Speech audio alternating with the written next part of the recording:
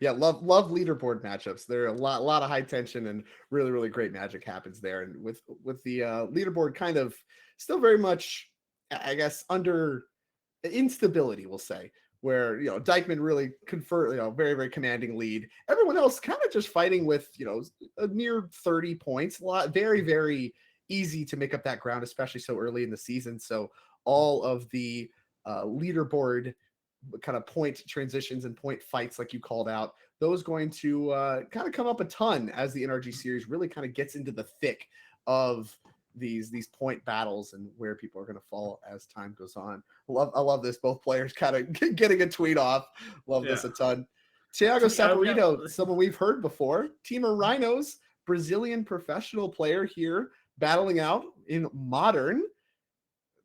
Interesting to see. Brazil, kind of a long drive. I wonder exactly why we ended up here, but happy he is. Yeah, very long drive. I'm also curious. I wonder if it's a situation we came out for maybe the Pro Tour, and then we just stayed and hang out for a bit. Maybe see some friends and play a little energy. We love to see it. Show a little bit as players looking at open hand. Of course, we got Joey DiGiacomo. Took a swing at it. Not sure, but Izzet Murktide. Once again, a deck we've seen quite a bit in Modern because it is very powerful. Mm-hmm.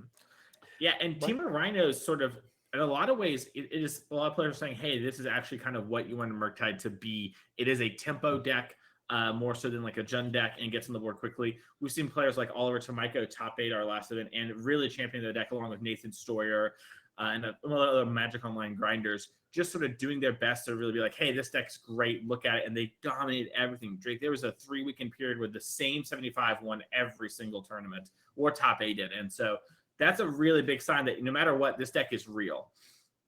Yeah, you want to talk about Modern over the last few weeks. It certainly was kind of before Oliver and company started their dominance with Rhinos featuring kind of the main deck for Mystical Disputes, which has kind of become stock, I'll say, these days. We really saw mostly Murktide and creativity, and that may have changed it a little bit as Thiago does start off kind of doing it the hard way, suspending the crashing footfalls. Not really the way you want to do it, but is a fine way to get it done, as we've seen happen many times before with the Temur Rhinos deck, and no turn 1 play on sorcery speed for Joey. But yeah, we have the Consider on end step following Thiago's Island for turn. Yep. A big innovation to these Rhino decks, in case you haven't watched Modern in a while, is the addition of main deck Mystical Dispute. That's going to allow these players to have some counterspells to actually protect the Rhinos once they're resolved and you're kind of okay spending the 3 mana, but also in these sort of blue matchups, they can be this a highly impactful swing card. And before, there were these other cards like Bone Crusher Giant or Fable the Mirror Breaker that sort of swung certain matchups, but like not really. Mystical Dispute, incredibly impactful when it's good. And once you have the Rhinos down, is totally reasonable. You don't really care and the game ends very quickly. So spending 3 mana for 3 mana is an exchange you actually are okay making. Yeah, I mean, given how inefficient your other cards are. And speaking of, we got Ice. Going to go ahead and ice down that Spirebluff Canal. Love it a lot. Joey with no turn 1 play, maybe preventing a turn 2 Ledger Shredder, something like that. Ice going to stop that from happening, and also stops Counterspell from being held up as the main phase Violent Outburst coming down. That's going to trigger Cascade, and we're going to go looking. What could it be? Could be anything at all. Just kidding. It's always going to be Crashing Footfalls. We are going to cascade this is a lot like when I thought seize my opponents and they draw the same card. I don't know how they always do it, but it does have me a little suspicious. A good deck building, I think, is how I'd chalk that one up. Yeah, and we see Joey here. This is part of the matchup can be awkward. Has cards like Lightning Bolt in hand. Not Unholy Heat. Doesn't have the Delirium on, even if we did have it. I guess we are just a fetch away from it. But, not able to cleanly answer these Rhinos with more Rhinos coming. Absolutely. And Thiago here with maybe what could be called the ideal start in blue matchups, able to just kind of suspend, use something with your mana at all on turn 1. Great. Turn 2, you're able to ice down the blue source on the play. That means no counter spells available for the turn 3 Rhinos. And like you mentioned in the main deck games where the Rhinos are really hard to answer once they're in play, Murktide really looking to answer them on the stack. This more or less the way Thiago drew it up for this matchup. And Joey's going to need to get a lot of work done here in this turn, kind of finally free to use his mana in order to catch back up and maybe look to answer some of these Rhinos. Yep. And it looks like Joey has Expressive Iteration in hand, but doesn't have much else going on. And, Saporito with 4 cards in hand. Yeah, And just a it looks ton of like, cards, a lot of expressive iterations. Not where you want to be when you're facing down pressure on the board, but could potentially find some answers. You called out something like Unholy Heat would be something that works once this sorcery hits the graveyard. We'll see exactly what we're doing here. Casting Expressive Iteration. And that one's going to resolve. Let's take a quick look. Ragavan Lightning Bolt. Can't get a great look at the third. Went to hand. Ragavan to the Exile Zone. Plenty of lands that we have access to. Didn't need to find one there. Flooded Strand added to the mix to show just that. And choosing not to play the Ragavan as Unholy Heat called out. Maybe something on the radar. Now works. Delirium Online. yeah. Yeah, we don't want to turn on a card to like Force of Negation. Maybe if we're going to make them do it, maybe have them tap out on their turn. Although, looks like maybe we just don't have. Maybe it's a card like Consider in hand that we actually want to play. I'm not sure. As a Murktide Regent coming down, this is the other big addition. We talked about Mystical Dispute. Murktide Regent just becoming the second backup threat. You know, when you think about it, if you do your Rhino thing, it's for sure going to make your Murktide Regent into at least a 5/5. That's pretty good. If you do any other interacting, it's certainly going to be a 6/6/7/7 type card. So just a good backup threat and sort of does what Murktide's trying to do in a lot of the matchups originally from when Modern Horizons 2 came out of, hey, I'm going to be the tempo card and come down early and apply a lot of damage in the game quickly.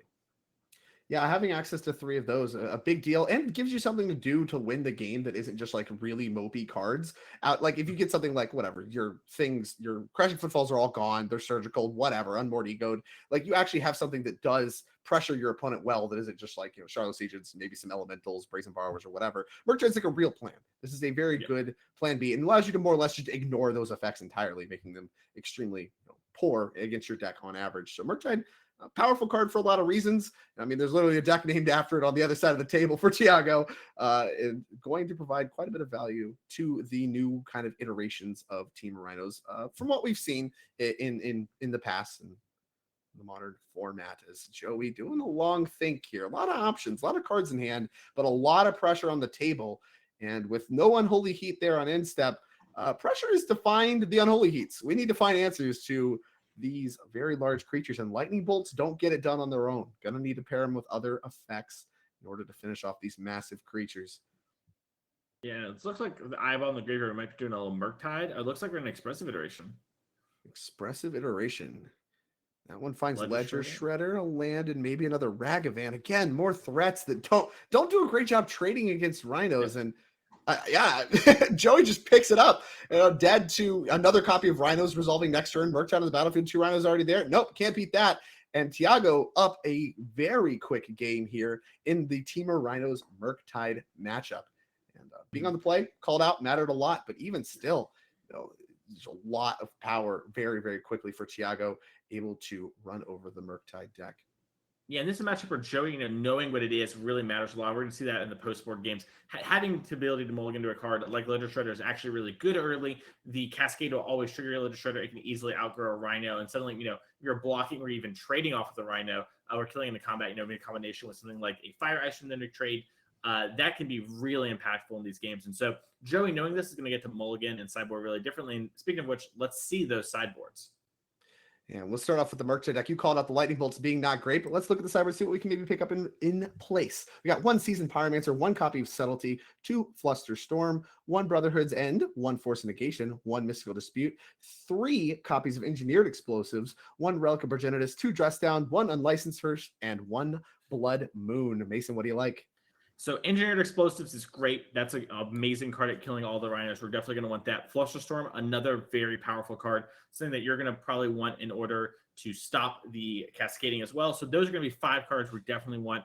I've seen some players mess around with other things like having their own mystical disputes. I'm not the hugest fan of that. Same when it comes to Force of Negation. But there are a lot of different ways you can approach sort of having things here. Notably, a card like Fury, very common to have in the Murktide sideboard. Joey forgoed that this weekend. Has a bunch of EEs. Maybe he's hoping that can cover that similar spot. But we're going to probably see those come in, and cards like Lightning Bolt just immediately get cut from the deck. Spell Snare as well. We're seeing here in the main deck, that card does not do really anything against the Rhinos deck.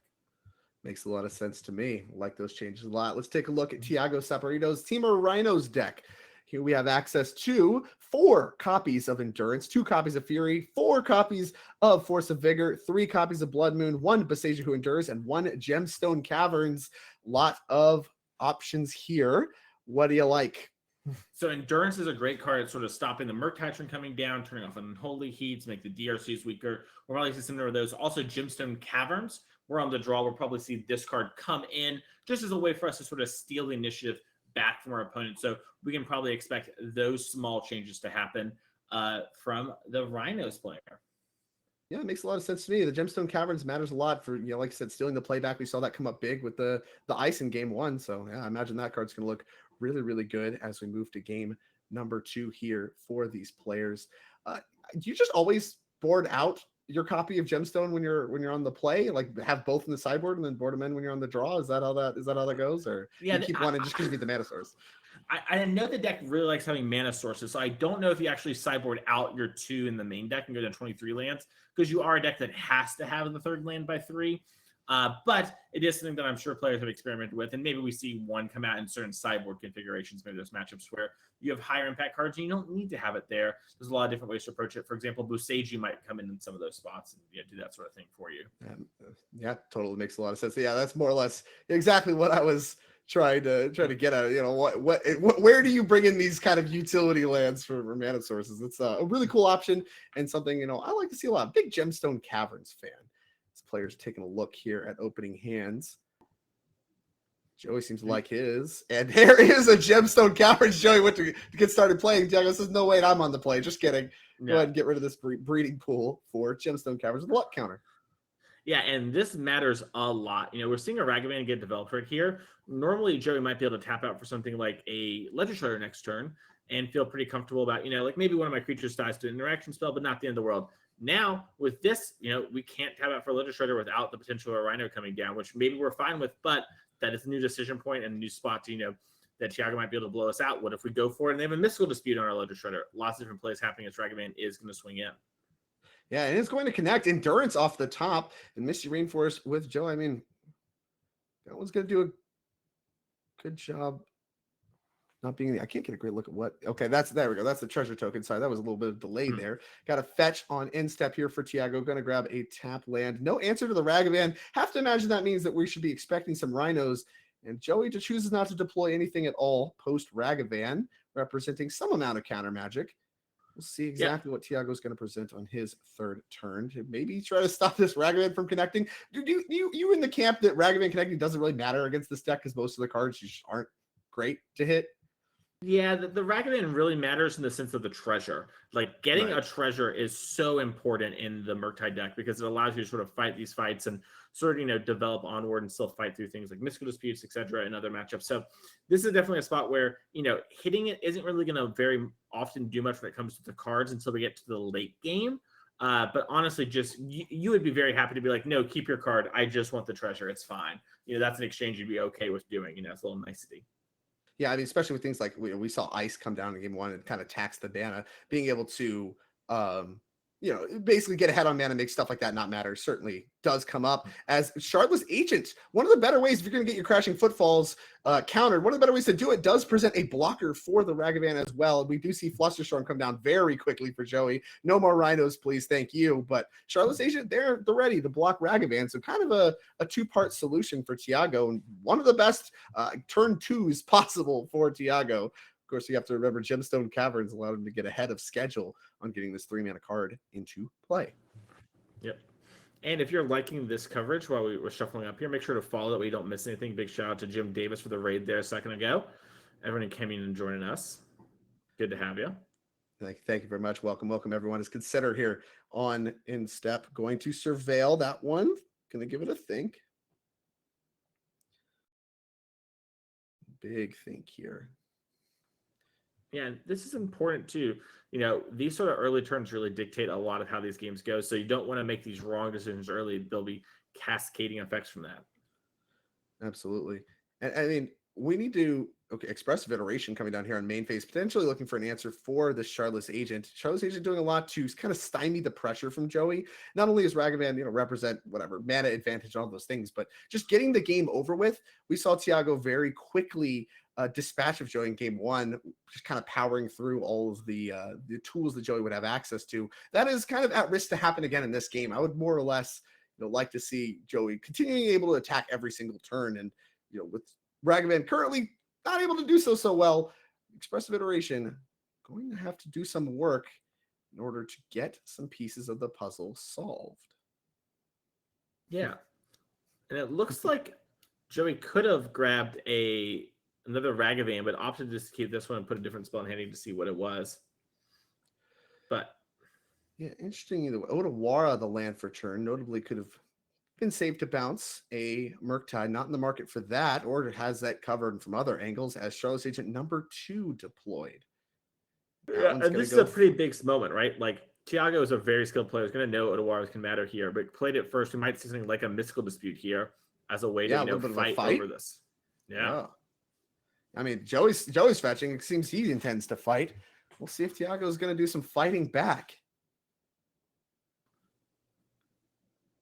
Players doing quite a bit of shuffling thanks to cascade into fetch lands. Love it. But even if all of this goes well for Joey, right? The Crashing Footfalls doesn't resolve. Just the pile of Charlotte's Agents mean that Joey still has additional work to do to find something like a Murktide Regent or something in order to cover kind of just being able to get Thiago dead, as Counterspell is going to answer the Crashing Footfalls. Yeah, that's covered. Okay, but Charlotte's Agent resolves. And the follow-up here is just a manual suspend. And yeah, okay, I'll sit behind my Charlotte's Agents. I'm good to go. This will come off suspend eventually, and then good luck. So Joey, we'll see what he can do to answer that more or less face-up game plan. Maybe there's a little bit more. 2 cards in the end there for Thiago. It looks like Joey does have a Ledger Shredder in hand. We'll start off on that. That's a start. Follow up. Looking for a connive. Does not have one. So back to Thiago we go. Counter chiming down here on the Crashing Footfalls. 3 cards in hand for Thiago. We'll see if he wants to make a move of any kind. Explosive first few turns with multiple Crashing Footfalls attempts. None of those coming to fruition. Very quickly fetching here with a Wooded Foothills. Something like a Fury, maybe? Be good. Forced, respect the Blood Moon. True. I think Fury makes the most sense as a 5-mana play here. Unless we're playing around a card like Spell Pierce. Yeah, playing around Spell Pierce makes obviously a lot of sense. Flush the Storm harder to play around if our plan is to cascade into Footfalls. And this would be Footfalls number 4. So this is maybe the last Footfalls in the deck, barring something like some Endurances targeting yourself. We'll see if this one finally works. Joey, not necessarily postured like someone that has this last Footfalls covered turn after turn after turn. It's Thiago cascading. And what you said there about endurancing ourselves is like very real. That is something that will come up in this game, if Joey doesn't close the door in a timely-ish way. Obviously, we're hitting a lot of endurances here, as we're going to see just how Thiago sideboarded. There we go. Last Footfalls number 4 does have the 4th, and it is now on the stack. That will trigger Connive. Mm-hmm. Maybe Ledger Shredder can eventually work its way towards blocking some Rhinos. Got some work to do before that happens, though, and the clock can get quick very, very, very, very quick. Yep. Our Connive here might be the way we find something. This looked like a Mystical Dispute was in hand. Obviously not very good.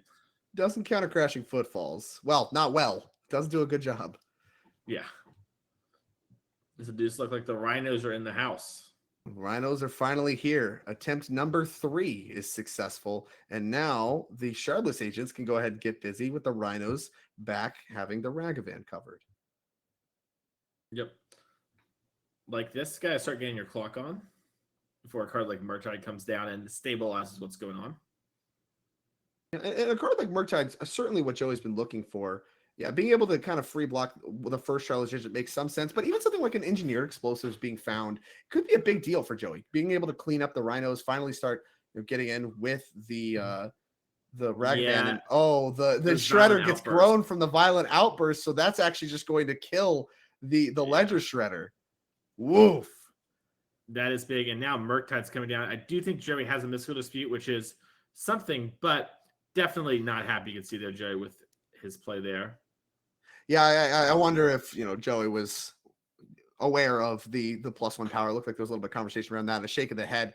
Maybe not exactly the way Joey wanted things to play out with the free block, and suddenly needing probably a Murktide of his own, maybe some additional resources. Engineer explosives can kind of get the party started as far as removing the immediate pressure, but once again, needing to close the game off, because you mentioned endurancing yourself, getting those crashing footfalls back in the deck can come up and matter. They're exiled now, but there's still one in suspend that's going to come off. You can get that one back in the deck and start going after it again. The Rhinos are going to keep happening if this game goes on for many, many turns. Need to close the door on the game and answer the immediate pressure. Ledger Shredder is a start. Yeah, Ledger Shredder number 2. Pass the turn back. Down to 2 goes the crashing footfalls. And Thiago's 12 power in play does represent Joey's entire life total. Any attacks that happen will require a block of some kind. Yeah, looks like Thiago just attacking for 8. It's the 8, respecting the Ragavan. Maybe. Still got the hand on the cards. This is like the chess rule, it's final once you take your hand off. Yeah, I think there might be some consideration, like, do I want to attack and everything and just not care about the Ragavan? What could they actually hit? What could they do with the mana? Also, just like, don't attack with one of these Shardless agents. And yeah, it looks like Thiago's just going to force there to be some amount of blocking. It might just be a Ledger Shredder on a Violent Outburst, but, we might see Joey play around another Violent Outburst off the top to grow the team. Who knows exactly how Joe will want to play it. Yeah, the free block's the only block that's made, right? Like getting in front of the Shardless agent, that's 10 points. You go to 2, you're dead to ice, or fire specifically, but you're dead to fire, ice, and you're just dead to any creature. Every creature becomes lethal. So, kind of weighing that against the Ragavan potential block of, trading with a Shardless agent, I think you've got to be thrilled. And then it's like, okay, well, what can he hit off the top of my library? And it seems like Thiago says, nothing really matters. And the block happened anyway. I'm sure Thiago's happy about that, as Joey going to sink down to 4. They're taking the hit with the Rhinos. Once again, something like an Engineer Explosives can do a lot to stymie the immediate pressure. This Ragavan, the draw Spell Pierce in hand. Doesn't look like there's any copies of Engineer Explosives at the moment. Ragavan going to be dashed and attacked. Okay. Well, not interested in blocking. Dispute the exile. Yeah, that's not going to be good enough. Wow. The handshake and really 2 incredibly quick games. Team of Rhinos dispatching of Murktide, and kind of the way we drew it up. Like, and you're talking about being able to jam Rhinos turn after turn after turn, just doing what the deck does. Did a great job of it. Gemstone Caverns allowing even game number 2 for it to happen ahead of schedule. And the deck performed as it does. Incredible performance from the Team of Rhinos deck. Yeah, the Team of Rhinos deck continues just to show how good it has gotten, how these innovations, re-adding Murktide Regent to the deck and getting Mystical Dispute into the main deck. These sort of changes, along with the metagames, that has shown this deck is dominant. And one of the decks you have to respect. If you're going to a Modern tournament, you have to respect the Rhinos deck, as we just see great players pick it up weekend after weekend and dominate with it. It's not like they're all picking it up and not doing well. They keep winning. We're going to get Thiago actually on the mic in an interview. I think he might be ready here in a second. But, it's going to hear why did they choose Rhinos and all that other stuff. Yeah, it's going to be really interesting to hear kind of his, his process, and of course, his presence here, kind of what his experience is testing for the Modern format and playing in the NRG series. This is something, a lot of experience, great players showing up, and specifically choosing his version of Rhinos. I'm very interested to hear about that as we go ahead and let's get Thiago on the line. Congratulations on your win. Yo, thank you. So, what made you want to choose the Team of Rhinos deck for the Modern format here this weekend? So I don't really play Modern, and I saw that Nathan won some tournament with it like 3 weeks ago. I just copied his 75. If he's the best in the world at getting the job done, you might as well take him. So, your plan for the Murktide deck from the booth, it looked like that was about as good as you drew it up. Game 1, you were able to ice down, keep Counterspell off, start slamming Rhinos turn after turn, and then game 2 having the Gemstone Caverns. Give me your thoughts on the Murktide matchup, how that played out. That was a really cool match to watch. I'm not sure. I was afraid of explosives the whole game, but there's nothing I can do. I just keep casting my spells and hope that he doesn't have it. So. That's true. Murktide does some amount of work. You had access to that both games as well. Does some amount of work to mitigate the potency of engineered explosives. So your preparation for Modern, literally just taking exactly Nathan Stoyer's exact deck, showing up, seems to be paying off very, very well. One question I asked Mason in the booth, I would like to postulate to you as well. The Gemstone Caverns, do you take those? They're all in on the draw. Do you take them all out on the play, or do you leave some in for mana sources? Personal curiosity entirely. So every time so far that I sideboarded, I was on the draw, so I just added the second copy. But on the play, I might put the Passage instead of the Gemstone, and that's gonna be it. Dang, Mason, you're right. Yeah. Well, every now and again, I get one, Drake. Thiago, thank you so much for taking some time to talk to us. Go enjoy the rest of your weekend in the NRG circuit here series. We will be seeing you more, I'm sure, as you continue to dominate these rounds. So good luck. And I think we have a backup match, Drake, that we get to go to, which is very exciting.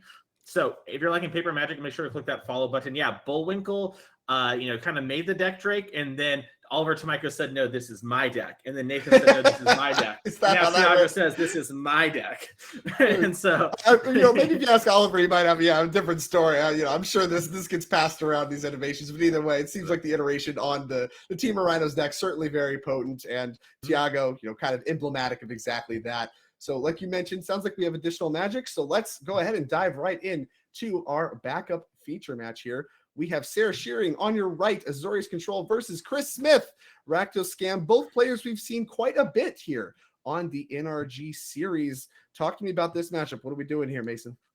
Yeah, so in this matchup, if Sarah can sort of stabilize and get a good board presence and there aren't any early scam type stuff, she's going to be in a very dominant position against Chris. However, Chris has a lot of really powerful early game cards and has a few cards like the Undying effects that are going to make it so cards like Supreme Verdict can't stabilize as well. There's going to be a lot of good back and forth, but Chris is a little bit unfavored if he can't get an early start going that can maybe, put him ahead with the board like a Ragavan or pick a hand apart with the Thoughtseize and take a key card.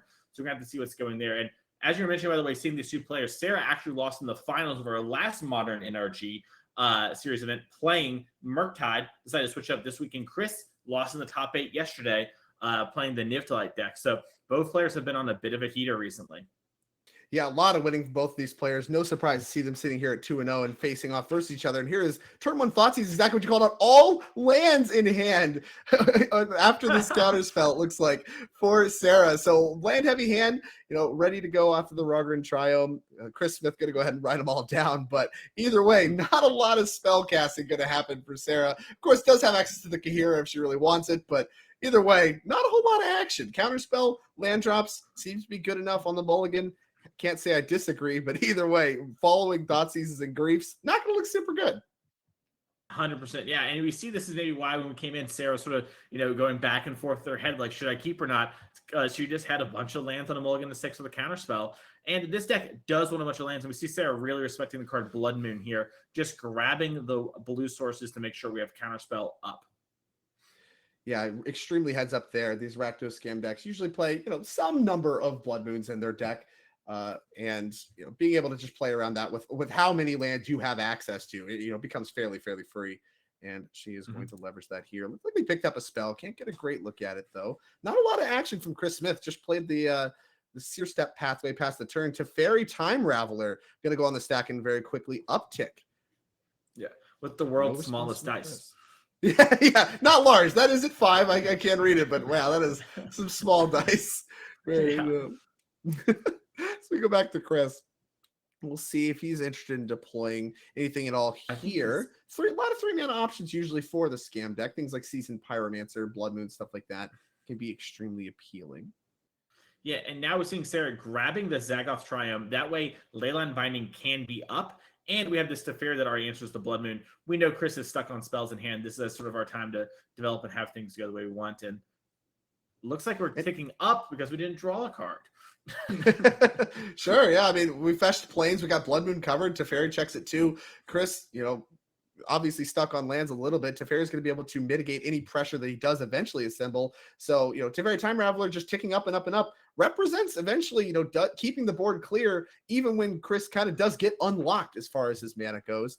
But, I'm certainly missing land drops in this matchup. We see multiple like creature removal spells in hand. This is kind of the power of control decks at large in Magic. You get to ignore a lot of these creature removal effects, and they more or less rot in the hand, as here is a dashed Ragavan. That one's going to get caught by a Solitude. Hard cast. Going to go ahead and exile that. And now 3-2 in play for Sarah. Can pick it back up into Teferi if she really wants. But everything kind of coming up Sarah after keeping a hand of all lands. Yeah, well, and Counterspell.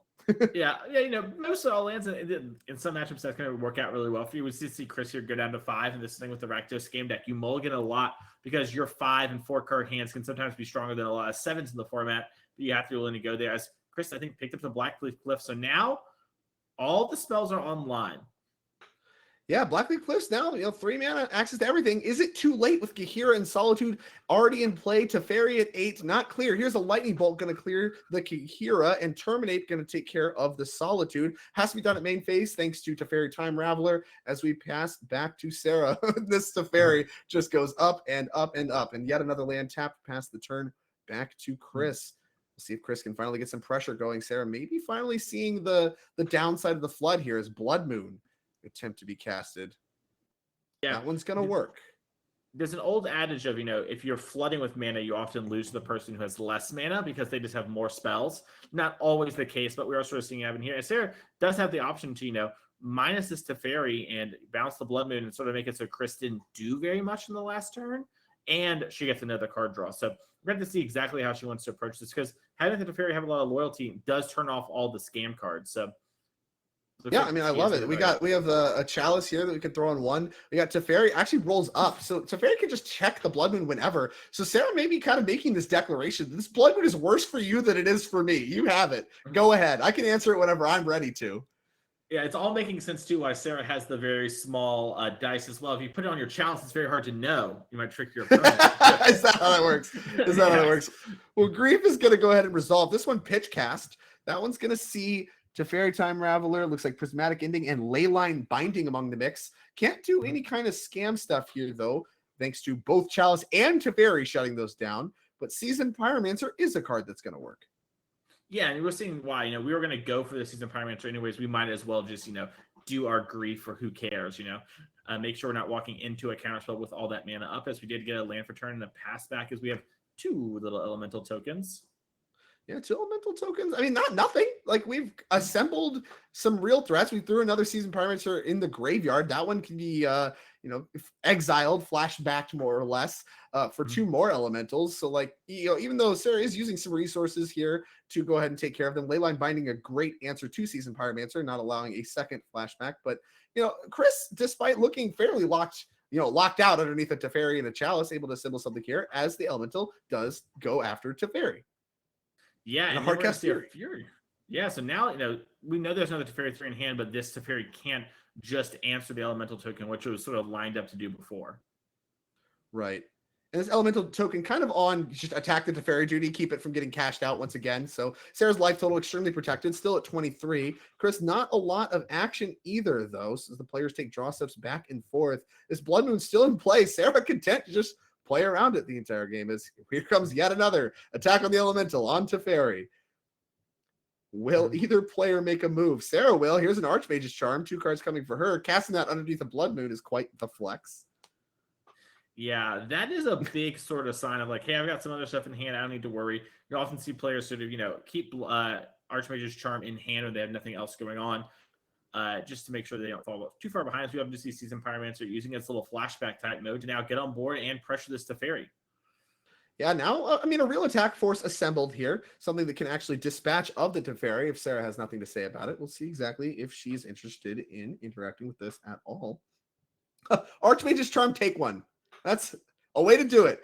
Teferi going to fall to 1. And the elemental will be untapped. Oh, it looks like... Oh, okay. Yeah, Chris attacked Sarah. Oh, Chris attacked Sarah, content to give up on the Teferi, more or less. Oh, you know what I think maybe happened? Is Chris went the 1 elemental after Teferi to prevent it from minusing. And so Sarah saved the 1. Can't get a great listen on that, but that is likely what happened. A Supreme Verdict going to clean up the rest of the elementals. And now Chris, on no second black source, can't hard cast the Grief. and just land and pass the turn. Sarah in an extremely commanding position. Here's Teferi, hero of Dominaria, and that is usually the sign that this game is not long for this world. And Chris, you see very eager to untap, take a draw step. Wonder if he will continue to play. He sure will not, even though he finally drew the swamp. And that is going to conclude game number 1. Azorius Control dispatching of Rakdos Scam fairly quickly. And after a hand that looked like it was not going to have a lot of action.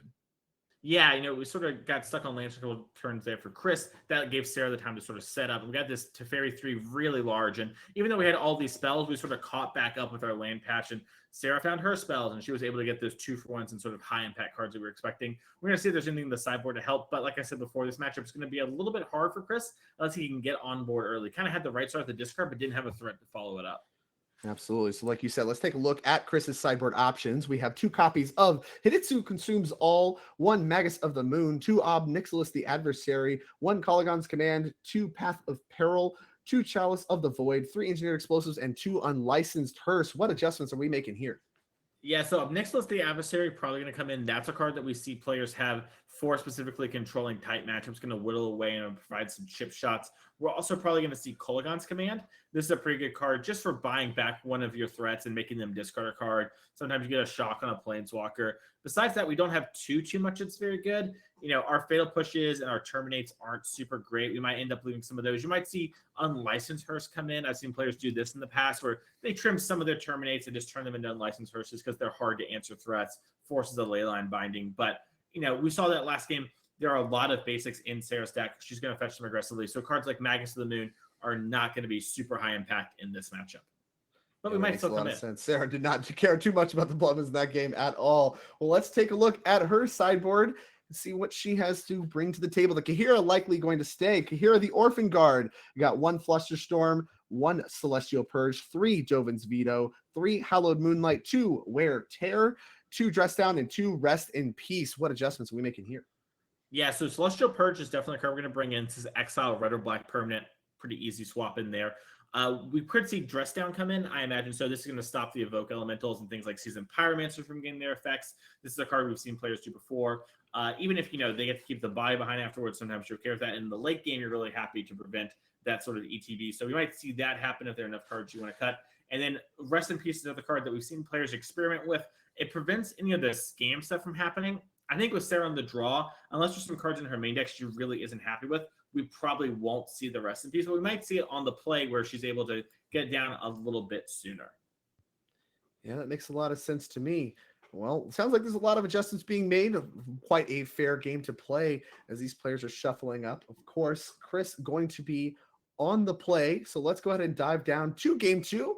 Jump right into the action. And here we are starting off with the Thoughtseize. Once again, getting to see Sarah's opening hand. Looks like 3 lands, a Subtlety, a Dress Down, a Celestial Purge, and a Teferi Time Raveler. Very diverse hand. Dress down the card that is going to bite the dust. Yeah, it says something to me about Chris maybe having a Seasoned Pyromancer in hand and really needing it. While Grief is something that you would be not in love with it stopping something from happening, you would have still a 4/3 behind. So must have some card like Seasoned Pyromancer in hand to really get some value in that department. Otherwise, I would imagine a card like Celestial Purge would be the take. But Chris obviously knows the hand, and I do not. Right. I mean, he has access to all the information, and we certainly do not. As Swamp fetched here for Chris. Yeah. Also, if you're Sarah, that gives you some information, right? When your opponent casts Thoughtseize and you have a hand like that, you can really get a vibe on sort of what they are weak to because they take that sort of card, right? And you might be able to leverage something about that with a later draw step or in a couple turns down the line. Yeah, exactly. It kind of tells you some information about what their plan is for the game as Chris goes ahead and dashes this Ragavan. That one's going to, it can be answered multiple ways at sorcery speed. The dash prevents that from happening. So solid heads up play if we're going to be using this Ragavan more or less at all this game. As we head back to Chris, just a Mystic Gate past the turn for Sarah.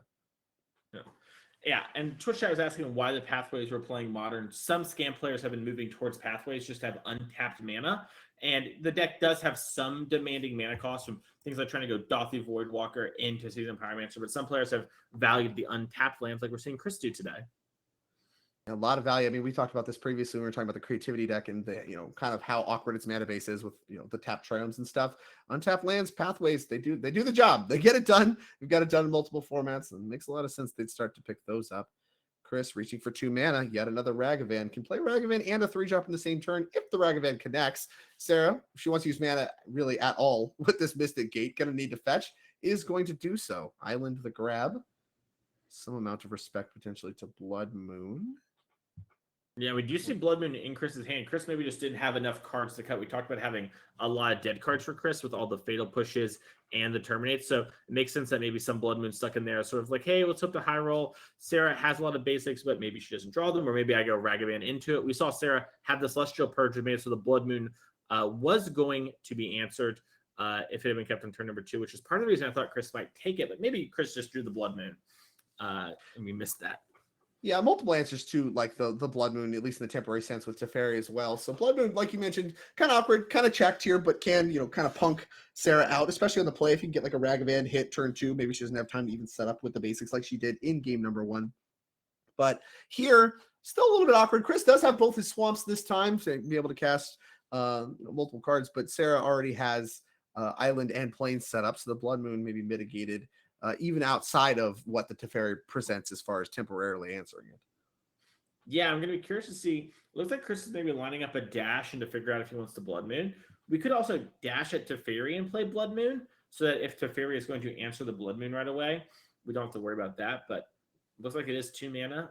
2 mana, and it's going to be a dash of the Ragavan. That is going to go to Teferi, so that one's going to go down to 3. And now, yeah, we can deploy the Blood Moon, and that's going to require the Teferi to be cashed out if we want that to happen. And Chris doesn't know about any counterspells from the opening Thoughtseize, so maybe Blood Moon could be in the clear to resolve in the following turn as Sarah adds yet another basic. Teferi down to goes up to 4. Yet another time we see Sarah just uptick her Teferi in the face of a Blood Moon. Says, all right, I can play around it. I got 2 islands and a plains. I'm good to go. I don't need anything else. Yeah, so I think Seasoned Pyromancer. That second island draw was big for Sarah, having to not think about the Blood Moon. Sarah's someone who plays very quickly and efficiently as well, but when she has that, she can be like, well, we can always just do this later. Subtlety is the play. Hard cast Subtlety. There we go. That's going to get some pressure going and going to do a pretty good job of answering the Seasoned Pyromancer for at least a short time, keeping it from making any pressure for your Teferi. And you could even kind of run it back, right? You could pick up your Subtlety with Teferi. Yeah, that's exactly what we're going to do. We can do this again. I can hit you for 3 again, and then eventually maybe set up a racing situation. Yeah, and Chris is in a real spot where it's like, okay, what am I going to do? It looks like he's going to lead on Ragavan, sort of mix things up a little bit. Maybe a little awkward, too, because we can't play Ragavan and Seasoned Pyromancer in the same turn. Yeah. And yet, Sarah just doesn't really mind the Ragavan right now. It's just like, yeah, I will wait, and this Subtlety can hit that Seasoned Pyromancer. As we do see a Hall of Storm Giants come in untapped thanks to Blood Moon. Now you got a reason to minus. You got a Hall of the Storm Giants untapped. Bam. Yeah, there you go. That's a 2-turn clock. We can get it done very quickly.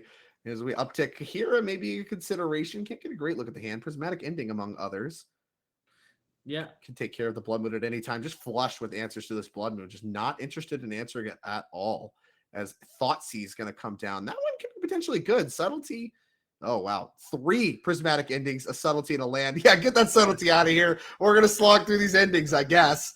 And with Teferi uptick, that can be done at instant speed. So I would not be optimistic about this Ragavan connecting anytime soon. Yeah, you really just, it feels like you got to send the Ragavan just at the Teferi to force the Prismatic Ending. Because if you're Sarah, all of your Prismatic Endings now can cover other things. And you have so many of them, yeah. Yeah. The thing is, the season Pyromancer now is actually set up to be really good. I mean, this Thoughtseize cleared the way for this, kind of Season Pyromancer to be able to cash out the 2 spells that are not great in the hand and actually set up real pressure. That 1-for-1 removal spells like Prismatic Ending are not going to do a great job of cover as she rolls Teferi back up again to 3.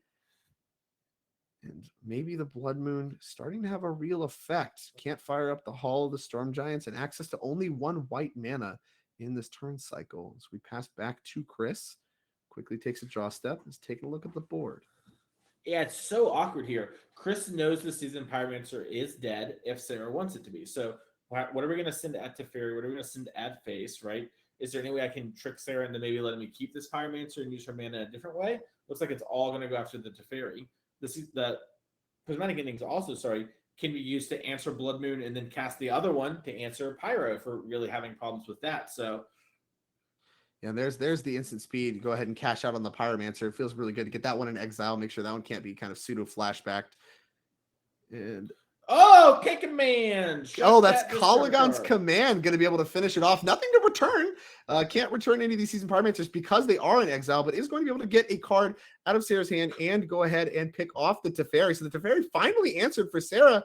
And I mean, only 2 elementals left over for Chris, but Chris maybe finally turning this game to his advantage.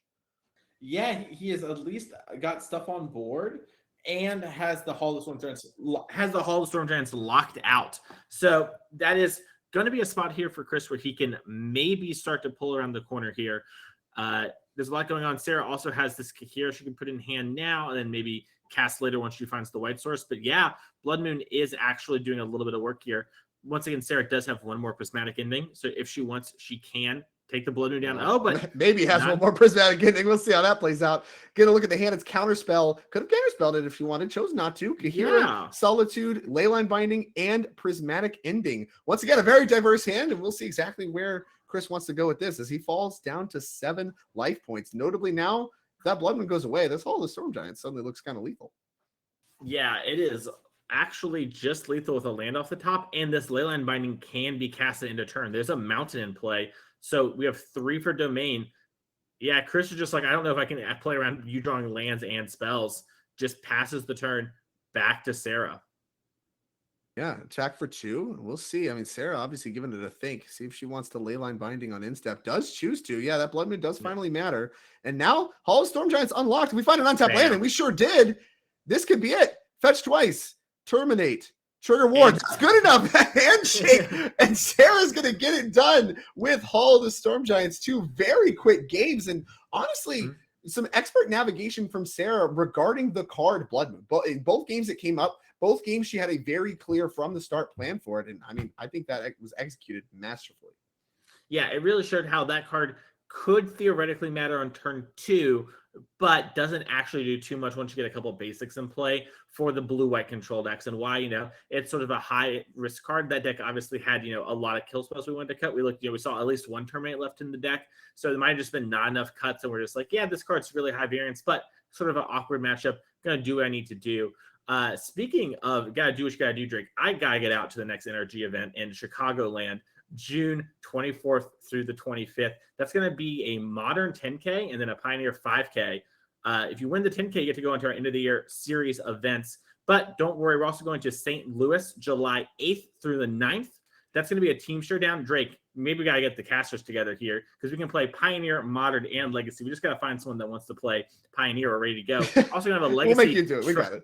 No, I gotta go. Something came up that weekend. Legacy Trial 5K on Sunday happening there as well. But that's not all. We're also going to Detroit, I believe August 12th through the 13th. Let's go with a Modern 10K showdown. Dom Harvey talking about wanting to go out to that one yesterday with the Pioneer 5K trial. A lot of you Stephen Dykeman, Roger Suleiman from this area. So a lot of our big players are going to be at this one if you're wanting a chance to battle against the best on the NRG series. Absolutely. All of these showdown events do qualify for our end of year NRG championship. Of course, we have multiple invites to the RC given out each weekend too. So if you're looking to dabble in both kind of circuits, you get 4 RCQs per weekend. That's 9 RC invites. And of course, each weekend got $15,000 in cash prizes. So no matter how you like to play Magic the Gathering, if you're a competitive Magic player, these events are for you. And I cannot recommend showing up to them enough. We got great coverage team. We have a great judging staff. We got great venues. Everything about them, everything you could want in a tournament. If you want to play the RC, it's a great way to do it as well. So make your way out to our events. Please show up. Please have a good time. And you know what? Maybe we'll do a little commentary on your matches. But until then, we were going to cut to a break. We will be back with the 4th round of Modern today in our trial here very shortly.